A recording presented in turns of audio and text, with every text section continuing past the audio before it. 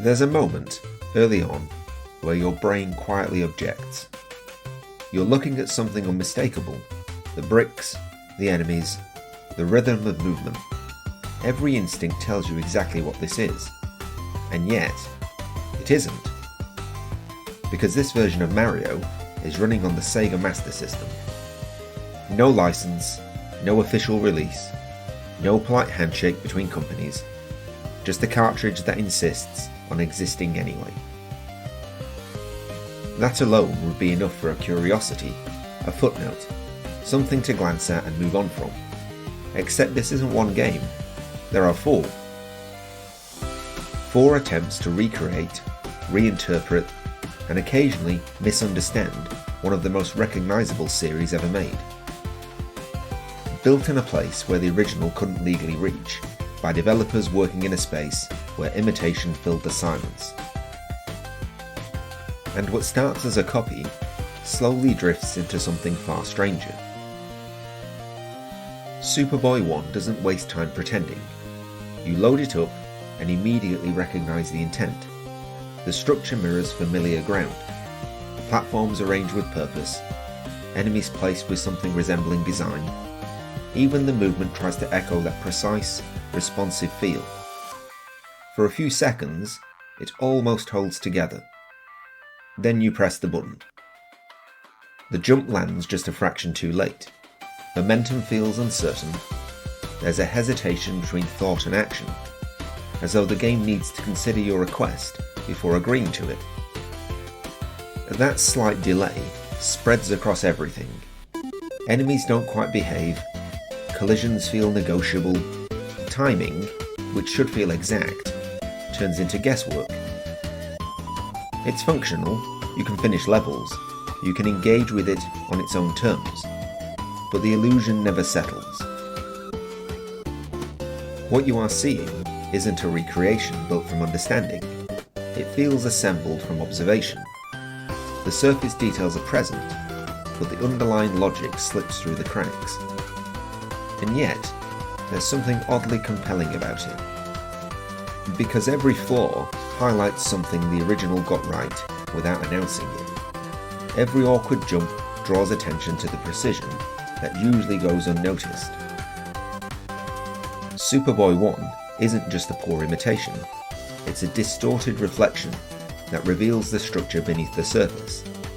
And once you've seen that, you start wondering, if the first attempt feels this close, this familiar, and yet so clearly off balance, what happens when they try again?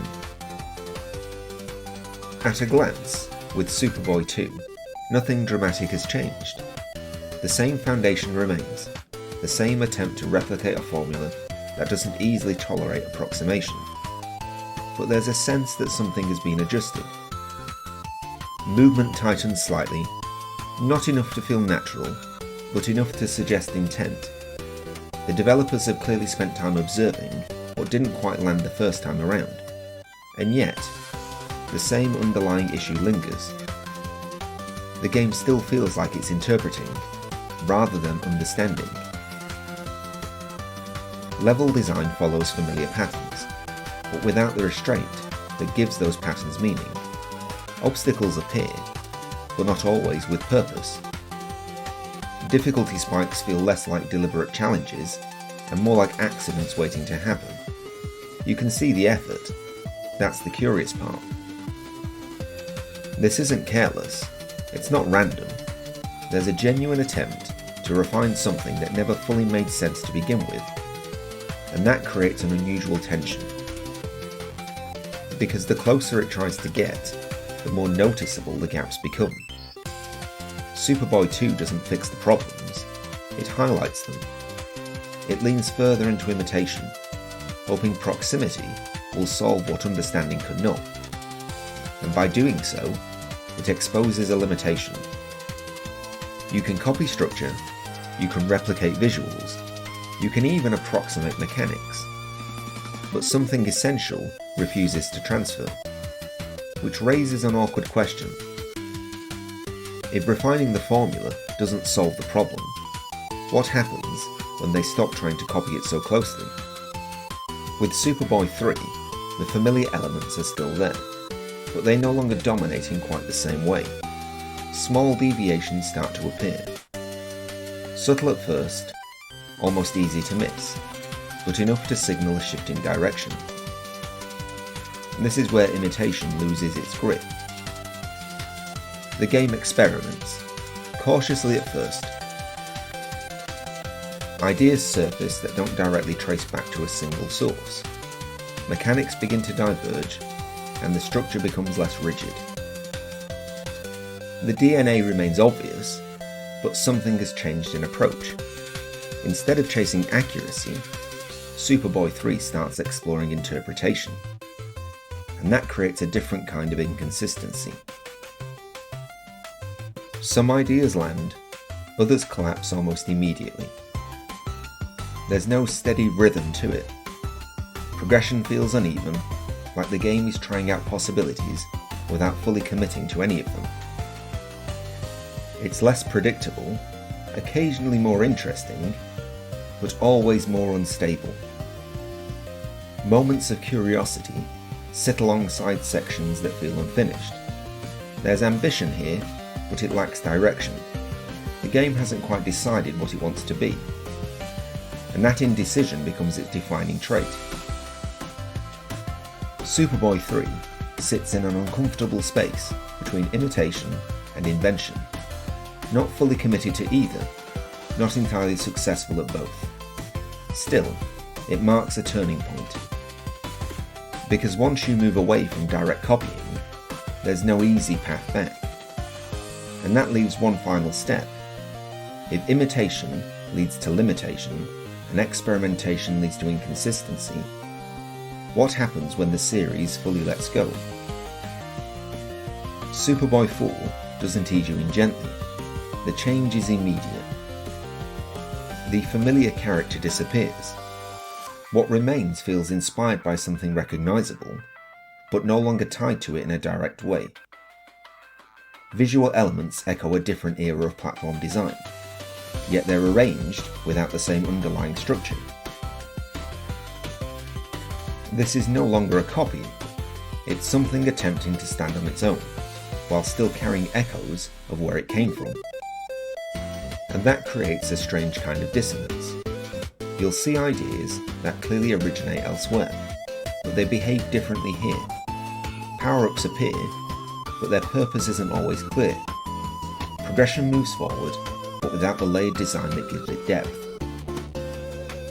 There's a simplicity to it, a directness that strips away complexity. No hidden routes, no intricate systems working beneath the surface, just a straightforward path from beginning to end. At times, it feels almost liberating. Nothing to decipher, nothing to master beyond the basics. But that simplicity comes at a cost. Without the structure that defined its inspiration, the experience loses tension, discovery fades, the sense of reward diminishes. What remains is a sequence of levels that function, but rarely surprise. Superboy 4 doesn't fail in the same way as the earlier games. It avoids their direct comparisons by stepping aside from them. Instead, it reveals something else entirely. When you remove the elements that made the original compelling, what's left becomes noticeably thin. If this is what remains after the copying stops, what were these games actually trying to capture in the first place? There's one final detail that complicates everything. Those Sega cartridges. On the surface, they suggest something bold. A crossover that never officially happened. Mario appearing on hardware that was never meant to host him. But the reality is less dramatic, and somehow more interesting. These versions aren't built for a Sega console in the traditional sense. They rely on compatibility quirks, hardware tricks, and a bit of creative engineering. What you're often playing is a Master System game, quietly running beneath the surface, dressed up as something else. A technical illusion, and in a way, that mirrors the games themselves. Because just like the cartridges, Superboy presents something familiar on the outside, operating very differently underneath. Superboy exists because of a gap, a space where official releases couldn't reach, a market shaped by restriction rather than choice. Developers working with limited access, building their understanding from fragments. What they produced wasn't accurate, it wasn't refined, it didn't need to be. It only needed to be recognisable, and that's what makes the series worth examining. Because through all the inconsistencies, the awkward mechanics, and the occasional moments of accidental brilliance, something becomes clear. Recreating a game involves more than copying what's visible. There's structure beneath the surface, design decisions that don't announce themselves, a balance that only reveals its importance when it's missing. Superboy never quite finds that balance, but in failing to do so, it exposes it. And perhaps that's the most interesting part, because when you strip something down to imitation and rebuild it without fully understanding why it worked, you don't just create a flawed version. You create something that quietly answers a question most players never think to ask. What actually makes a game feel right?